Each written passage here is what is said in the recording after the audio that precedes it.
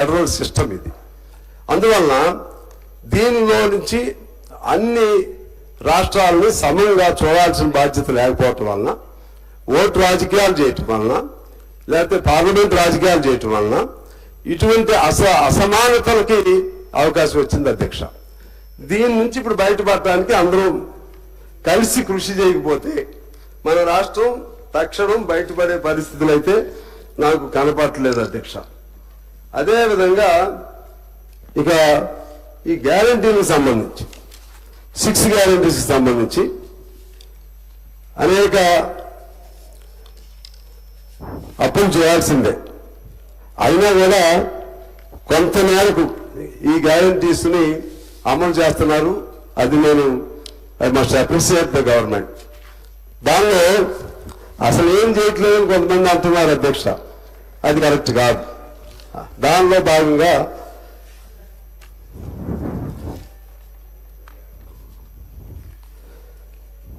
ఆరు గ్యారెంటీకి సంబంధించి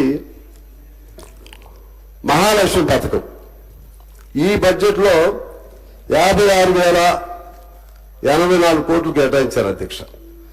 మహాలక్ష్మి పథకానికి సంబంధించి అందులో 3 ఉన్నాయి. 3 మహాలక్ష్మి మళ్ళా సబ్ కేటగిరీస్ కింద 3 ఉన్నాయి. అంటే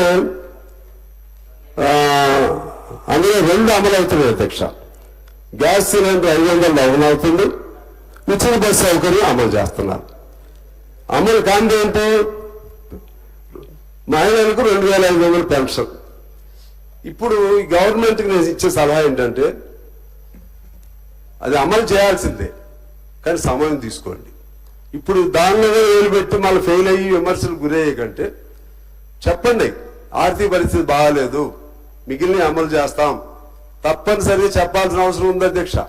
ట్రాన్స్పరెన్సీ ఉండాల్సిందే. మరలా లేకపోతే మరలా ఒక అలజడి మొదలైద్ది. చాలా మంది అర్థం చేసుకుంటారని నాకు విశ్వాసం ఉంది. ఒక దశలో చంద్రబాబు గారు ముఖ్యమంత్రి అయినప్పుడు రామారావు గారి దగ్గర నుంచి ఆర్థిక పరిస్థితి బాగాలేదు అని నెక్స్ట్ టైం ఓడిపోయారు. కానీ ఆయన ఓపెన్గా ఏదో కొన్ని సంస్కరణలు తీసుకొచ్చాడు, జనం విశ్వసించారు. అది మా హరీష్ రావు గారు నవ్వుతున్నట్టున్నారు. అంటే ఇందాక నేను చెప్పాను, ఒకరు వాగ్దానాలు చేసినప్పుడు ఇంకో వాగ్దానాలు చేయక తప్పదు. ఎన్నికలు వచ్చినప్పుడు మేము ఏం చేయమని అంటారు కదా, మేము కూడా చేస్తామంటారు, మాకు ఓట్లు వేయండి అంటారు. అన్నప్పుడు సాధ్యం మేరకు చేయాలని చూస్తారు. కానీ వాళ్ళు చేయలేని పరిస్థితి. ఆ ఊబిలో దిగిపోయారు. ఊబి ఎవరు తవ్వారు? అది ఊబి ఎవరు క్రియేట్ చేశారు? పాత ఊబి. ఆ ఊబిలో నుంచి ఇప్పుడు ఎవరూ బయటపడలేరు. మేము కమ్యూనిస్టుల అధికారంలో వచ్చిన మా వాళ్ళు కూడా కాదు. దీన్ని మొత్తం మీద అందుకనే సామెత వచ్చింది, అది సహజంగా అంటూ ఉంటాం, కష్టాల కాలంలో కాంగ్రెస్ అధికారంలోకి వచ్చింది, అధికారం లేకుండా బీఆర్ఎస్ అదృష్టవంతులైన పార్టీగా అయింది. కేసీఆర్ గారు ఇవాళ సంతోషంగా ఉన్నాడు, రేవంత్ రెడ్డి గారు స్ట్రగ్లింగ్. అంటే దీని నుంచి ఈ స్ట్రగుల్లో సక్సెస్ అయి బయటపడితే మాత్రం ఈ will be A hero. Struggle నుంచి బయటపడాలి. బయటపడటం కోసం అది ఇక్కడ తిట్టడం, తిట్టించుకోవడం అవన్నీ ఆ సంగతులు నేను దాని జోలికి వెళ్ళను. నేను రాష్ట్రానికి సంబంధించి మాట్లాడుతున్నాను. అదేవిధంగా మహాలక్ష్మి పథకం ఒక హామీలో ఇంకొకటి మిగిలి ఉంది. You take your own time. Ultimately what ever promise you made, you have to stick on to that promise. You have to fulfil that promise. The government through you I suggest the government అధ్యక్ష. రెండోది గృహజ్యోతి. ప్రతి కుటుంబానికి 200 యూనిట్లు ఉచిత విద్యుత్ అమలు జరుగుతుంది. అది ఓకే, ఇట్ ఈస్ ఫుల్ఫిల్. కాకపోతే లోటుపాట్లు ఉంటే సరి చేసుకోవాలి. ఇందిరమ్మ ఇండ్లకు సంబంధించి ఇంకా మొదలెట్టాలి. అంతకుముందు నేను చెప్పినట్లుగా ఆల్రెడీ ఉన్నాయి కదా, ఉన్న పేదవాళ్ళు వేసుకుని ఉన్నాయి, వాటికి ఐడెంటిఫై చేయండి. పేదవాళ్ళ స్థలాలను గుర్తించండి, వాళ్ళకి అవకాశం ఇవ్వకుండా కొడతా ఉన్నాను. ఇందులోనే ఇంకో డిమాండ్ పెట్టారు అధ్యక్ష. ఇందిరమ్మ తెలంగాణ ఉద్యోగాలను గుర్తించి వారికి 250 గజాల స్థలం కేటాయించి వారి ఇంటి నిర్మాణానికి 5 లక్షలు మంజూరు చేస్తామని చెప్పేది. చిన్నదే, it doesn't cost much, it is a very small scheme. So I advise the government through you to go for that scheme. So that way ఈ స్కీమ్ కూడా సక్సెస్ అయ్యిద్ది, ఈ గ్యారెంటీ కూడా. రైతు భరోసా 15,000 నుంచి 12,000 తగ్గించారు. ఓకే, దాన్ని అమలు చేయడానికి సిన్సియర్గా ప్రయత్నం చేయొచ్చు. You will succeed, government will succeed. అందుకని అది కూడా చేయమని నేను అడుగుతున్నాను. అదేవిధంగా ఇందిరమ్మ ఆత్మీయ భరోసా, ఇది కూడా ఖచ్చితంగా అమలు చేయవచ్చు. కాకపోతే దీనిలో ఒక కన్ఫ్యూజన్ ఉంది. వ్యవసాయ కార్మికులు ఎంతమంది, లెక్కలు నాకు ఎవరో 1 కోటి మంది అన్నారు. లేదు, గవర్నమెంట్ లెక్కల ప్రకారం వ్యవసాయ కార్మికులు 40 లక్షల మంది ఉన్నారు వ్యవసాయ కార్మికులు. సరే, ఏదన్నా కానీ దానికి ఆ 40 లక్షలు అంటే 20 రోజులు పనిచేయాలని ఉంది అధ్యక్ష. 20 రోజులు ఇది మన ఈజీఎస్ పని. మరి ఏదో బేస్ ఉండాలి కాబట్టి ఆ వచ్చిన లెక్క ప్రకారమే వాళ్ళకి ఇవ్వగలుగుతారనేది నాకు విశ్వాసం ఉంది.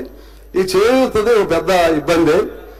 4,000 నుంచి 6 వికలాంగులకి 4,000 నుంచి 6,000, వితంతువులకు, ఒంటరి మహిళలకు, చేనేత, గీత కార్మికులు 2,000 నుంచి 4,000. ఇది ఇమీడియట్లీ వీళ్ళు చేస్తారని నాకు విశ్వాసం లేదు. చేయాలంటే డబ్బు లేదు. దాన్ని కూడా ఒక అప్పీల్ పెట్టాల్సిన అవసరం ఉందని నేను తెలియజేస్తున్నాను. యువ వికాసానికి సంబంధించి మొన్న ఒక స్కీమ్ ప్రారంభించారు అధ్యక్ష. Actually it's a very good scheme. ఎందుకంటే అందులో గవర్నమెంట్కి పెద్ద బర్డెన్ ఉండదు. Government has taken the support of the banks, taken the approval of the banks, because this scheme is being sponsored by the banks, so there is no such burden on the government. Government కి ఇబ్బంది ఉండదు. ఇది మంచి scheme, 5 లక్షల మందికి జరిగేటువంటిది. అలాగే విద్యకు సంబంధించి ఒక ఇంటిగ్రేటెడ్ స్కూల్స్, ఇది మంచి కాన్సెప్ట్ అధ్యక్ష. ఖచ్చితంగా ఇది అమలు చేయగలిగితే చాలా సంతోషం. అలాగే ఇంకా కొంత ఇబ్బందులు ఉన్నాయి ఇందులో. మన చాలా చోట్ల బిల్డింగ్లు ఉన్నాయి. బిల్డింగ్ ఉన్న చోట ఏమో ఆక్యుపేషన్ లేదు, ఆక్యుపేషన్ ఉన్న చోట ఏమో బిల్డింగ్లు లేవు. దీన్ని రేషనలైజ్ చేయాల్సినటువంటి బాధ్యత ప్రభుత్వం పైన ఉంది. చాలా చోట్ల స్కూల్ భవనానికి సంబంధించినటువంటి గదులు లేవు అధ్యక్ష. దాన్ని రేషనలైజ్ చేయాల్సినటువంటి బాధ్యత ఉంది. అదేవిధంగా ఇవాళ విద్యా రంగాన్ని తీసుకుంటే మన రాష్ట్రంలో విద్యా రంగంలో దాదాపు తక్కువ స్థానంలో ఉన్నాం. కేరళ లాగా అట్లా హైయెస్ట్ ర్యాంకులో లేదు అధ్యక్ష. దానికి ఏం చేయాలో జాగ్రత్తలు తీసుకోవాలి. హాస్టల్స్ని, చిన్న దళితులు, పేదవాళ్ళు ఉండే హాస్టల్స్ని దానికి మిరాకిల్ గా అద్భుతంగా దాన్ని మలచాలని కృషి చేయాలి. అదేవిధంగా ఎలిమెంటరీ స్కూల్స్ కూడా మంచిగా మలచడానికి కృషి చేయాలి. పిల్లల్లో ఎంపవర్మెంట్ రావాలి, సాధికారికత వచ్చే రావాలి. ఇవన్నీ రావాలంటే నేను సిన్సియర్ సజెషన్ ఏంటంటే ఒక ఐఏఎస్ ఆఫీసర్ని ప్రతి జిల్లాలో, ఇప్పుడు ఏదన్నా ఐఏఎస్ కిందే ఉంటుంది, అదే final authority is the IAS. ప్రతి జిల్లాలో విద్యా రంగానికి సంబంధించి డిఈఓలు ఉన్నప్పుడు కూడా. అందుకని ఎక్స్క్లూజివ్ గా ఐఏఎస్ ఆఫీసర్ని ఎడ్యుకేషన్ కి ఏర్పాటు చేస్తే అతను రిజల్ట్స్ ని ఓరియంటెడ్ గా ఉంటే ఖచ్చితంగా చేంజెస్ వస్తాయనేది నాకు. చాలా డబ్బు ఖర్చు పెడుతుంది గవర్నమెంట్, చాలా గురుకుల పాఠశాలలు ఉన్నాయి, చాలా జీతాలు ఇస్తున్నారు టీచర్లకి, బట్ రిజల్ట్ లేదు. బాగా చదువు సపోజ్ 10th చదివే పిల్లవాడిని స్పెల్లింగ్ తప్పు లేకుండా రాయకుంటే 10% కూడా లేరు. తెలుగు రాయటం ఇంకా కన్నా కష్టంగా ఉంది. అందువల్ల పునాది అయినటువంటి చదువుని శ్రద్ధగా పెట్టగలిగితే గవర్నమెంట్ అక్కడే సక్సెస్ గవర్నమెంట్ చేతుల్లో ఉంటుంది. అది చేయాలని నేను కోరుతా ఉన్నాను అధ్యక్ష. అదేవిధంగా ఈ government skills university, young India international police university, ఇటువంటి మంచి పథకాలు, అలాగే ఆర్టిఫిషియల్ ఇంటెలిజెన్స్, చాలా మంచి స్కీమ్స్ బాగా ఫోకస్ పెట్టింది. అందుకని అభినందన తెలియజేస్తున్నాను. అలాగే ఆరోగ్యానికి సంబంధించి కేటాయింపులు ఇంకా సరిగ్గా లేదు అధ్యక్ష. 4% మాత్రం కేటాయించారు. ప్రతి ఒక్కరికి దీని సొల్యూషన్ గవర్నమెంట్ మీద భారం పడకుండా. ఎవరు వింటున్నారు లేదు సార్, ఎవరు వింటున్నారు లేదు, మీరు వీళ్ళు వినాలి బాధ్యత.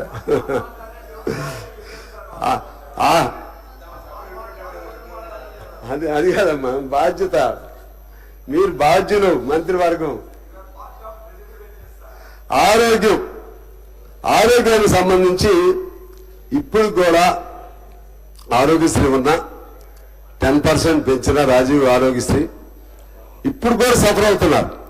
అందుకని నా సిన్సియర్ సూచన సలహా, టోటల్ గా కొన్ని దేశాల్లో, అభివృద్ధి చెందిన దేశాల్లో టోటల్ గా ఇన్సూరెన్స్ చేస్తారు అధ్యక్ష. ఆరోగ్యం టోటల్ గా అది కొద్దిగా మనకి అమౌంట్ పడుతుంది, ఎక్కువగా ఇన్సూరెన్స్ పేరుతో ఇదవుతుంది, అందరికి వైద్య సౌకర్యం లభిస్తుంది. అలాగే నిమ్స్, ఉస్మానియా, గాంధీ, ఫేవర్ ఇటువంటి హాస్పిటల్స్ ఉన్నాయి. వాటి మీద శ్రద్ధ పెట్టట్లేదు. చాలా ఖర్చుతో ఆ రోజుల్లో కట్టించిన హాస్పిటల్స్ 100 ఎకరాలు ఉన్నాయి. అంత ఇన్ఫ్రాస్ట్రక్చర్ మన ఎక్కడ కూడా ఉండదు అధ్యక్ష. దానిపైన బాగా ఫోకస్ గా పెట్టాలి. అదేవిధంగా పెద్ద హాస్పిటల్ కూడా ఒక ఐఏఎస్ వాళ్ళ పరిధిలో తీసుకొచ్చే విధంగా దాన్ని జాగ్రత్త తీసుకోవాల్సిన అవసరం ఉంది అధ్యక్ష. ఆ విధంగా విద్య, ఆరోగ్యం ఈ రెండు పూర్తి స్థాయి ఫోకస్ పెడితే అందులో సక్సెస్ అయితే ప్రభుత్వం సక్సెస్ అయినట్లుగా నేను భావిస్తా ఉన్నాను. అదేవిధంగా ఇరిగేషన్ సంబంధించి అందులో తుమ్మిడిహెట్టి దగ్గర అది ప్రారంభిస్తున్నారా లేదా అనేది మెన్షన్ కాలేదు. అదే చాలా నీడెడ్ స్కీమ్. అది అంటే ఇంతకుముందు ప్రాణహిత చేయవల్ల దానిపైన కూడా ఆలోచన చేసి అది టేకప్ చేస్తే బాగుంటుంది అనేది అందరి అభిప్రాయం అధ్యక్ష. అలాగే మైనర్ ఇరిగేషన్ అట్లా అన్ని మొదలు పెడతారు. ఇరిగేషన్ సంబంధించి మొదలు పెడతారు, ఏది పూర్తి చేయరు, ఖర్చు తక్కువ. ఏదో ప్రయత్నం చేశారు. ఇప్పుడు మన జోరాల, నెట్టింపల్లి, కలవకుర్తి ఇటువంటి ఇంకెన్నెన్నో రాష్ట్రంలో వాటి మీద ఫోకస్ పెట్టి తక్షణం వాటిని పూర్తి చేయాలి. మా తమ్ముడ గారు ఇందులో బాగా అనుభవజ్ఞులు. ఆయన మొదటి నుంచి కూడా చెప్తా ఉండేవాడు. అవి ఏం చేసేవాళ్ళు, కాలువలు తవ్వేవాడు. ఇక్కడ హెడ్ వర్క్స్ ఉండే కాదు, కాలువలు అంటే కాంట్రాక్టర్ ఉపయోగపడే విధంగా నీళ్లు ఇక అంతే ఉంటాయి. దాని బదులు హెడ్ వర్క్స్ పూర్తి చేసి ఎంత మేరకు అయితే అంత మేరకు తడుపుకుంటూ పోవాలి. ఆ విధంగా ఫస్ట్ మైనర్ ఇరిగేషన్, దానికంటే ముందు మీడియం, మన చెరువులు ఇటువంటి అన్ని, అది మైనర్ దానిలో, తర్వాత మీడియం. ఆ విధంగా స్టెప్ బై స్టెప్ రావాల్సిన అవసరం ఉందని తెలియజేస్తున్నాను. ఇక వ్యవసాయానికి సంబంధించి చాలా డిమాండ్స్ ఉన్నాయి. వ్యవసాయ రంగానికి సంబంధించి సరైనటువంటి పద్ధతుల్లో కేటాయింపులు చేయలేదని చెప్పి అంటున్నారు. అందులో రుణమాఫీకి సంబంధించి ఆల్రెడీ కొంత ఎమర్జెన్సీ ఉన్నప్పుడు కూడా 20,000 కోట్లు చేయటం అనేది చిన్న విషయం కాదు అధ్యక్ష. అటెస్టేట్ చేశారు. చేయని వాళ్ళు అంటానికి చాలా ఉంటాయి, కానీ అటెస్టేట్ చేశారు. ఇంకా ఎక్కడెక్కడ లోపాలు ఉన్నాయో తెలుసుకోవాల్సిన అవసరం ఉంది. ఒకటి మీకు ఉదాహరణ చెప్తాను. తుమ్మల గారికి జనగామ జిల్లా రఘునాథపల్లి మండలం నిడిగొండ గ్రామంలో 554 మందికి 552 మందికి రుణమాఫీ జరగలేదు. కేవలం ఇద్దరికే జరిగింది. కారణం ఏంటంటే ఒకరి ఆధార్ కార్డు పైన మరొక పేరు నమోదైన చైన్ లింక్ లో అన్ని పేర్లు రాంగ్ పడిపోయినాయి. శ్రీధర్ బాబు గారు, did you get my point? అంటే ఆధార్ కార్డు ఒకరి పేరుతో ఒకరు పడిపోయింది అనుకోండి, అట్లా మారిపోయింది. ఆ విధంగా 552 మందికి జరగలేదు. అందువలన ఇట్లా రాష్ట్రంలో చాలా చోట్ల మీరు కూడా చాలాసార్లు చెప్పారు, తుమ్మల గారు కూడా, సొసైటీల్లో అన్ని తప్పులు పడ్డాయని చెప్పి. తప్పులు సరిచేయండి, త్వరితగతిలో వాళ్ళకి ఇవ్వండి. ఈ 2 లక్షలు అబోవ్ అనేది ఇక నేను మిమ్మల్ని అడిగినా కూడా సాధ్యం కాదు. 2 లక్షలు చేస్తే సంతోషమే, నేనేం కాదంటున్నా. అట్లా కాదు ఉన్న ప్రాక్టికల్ గా మాట్లాడుతున్నా. నాకు అన్ని కావాలి ఇస్తే అన్ని ఏమనుకోరు. నేను ప్రాక్టికల్ గా మాట్లాడుతున్నా. సాధ్యం కాదు ఎందుకు చెప్పాలి? సాధ్యమైంది నేను వాళ్ళు ఎవరేమో అన్నారు కదా, 2 లక్షలు అబోవ్ది, 2 లక్షలు ఆన్ రికార్డ్ లేదు, అది అయిపోయింది కదా. ఆన్ రికార్డ్ ఇప్పుడు అయితే లేదు. ఇప్పుడు సార్ మీతో అందువలన అదేవిధంగా పంటలకు సంబంధించినటువంటి ఇంటర్వెన్షన్, మార్కెట్ ఇంటర్వెన్షన్ స్కీమ్ ఒకటి కావాలని రైతులు కోరుతా ఉన్నారు. అంటే రేట్లలో తేడాలు వచ్చినప్పుడు దానికోసం ఒక 5,000 కోట్ల కార్పస్ ఫండ్ ఏర్పాటు చేస్తే ఆ ధరల్ని నియంత్రణ చేయడానికి అది మంచి స్కీమ్ అని చెప్పి రైతులు కోరుతా ఉన్నారు. అదేవిధంగా పంటల ధరల నిర్ణాయక కమిషన్ కూడా రాష్ట్ర ప్రభుత్వం ఏర్పాటు చేయాలని, అదేవిధంగా అన్ని పంటలకు మద్దతు ధరను నిర్ణయించి మార్కెట్ సివిల్ సప్లై ద్వారా కొనుగోలు చేయాలని అడుగుతున్నారు అధ్యక్ష. రైతు బీమాకు సంబంధించి కొంత 11,000 కోట్లు ఇచ్చారు. పంట బీమాకు సంబంధించినటువంటి ఎటువంటి క్లారిటీ లేదు. కేవలం 15 ఆర్థిక సంఘం 650 కోట్లు నామమాత్ర ఆర్థిక సహాయం ఉంది. అందువల్ల పంట బీమాకు కూడా ఒక సరైనటువంటి పాలసీ తీసుకుని వస్తే ఆ రైతులకి ఉపయోగంగా ఉంటుందనేది అధ్యక్ష. అదేవిధంగా గ్రామాలు పట్టణాల అభివృద్ధికి సంబంధించి నాకు తెలిసి బాగానే చేస్తున్నారు. గ్రామాల్లో ఏదో పేరుతో రోడ్లు అయితే ప్రతి ఊర్లో రోడ్లు పడతా ఉన్నాయి.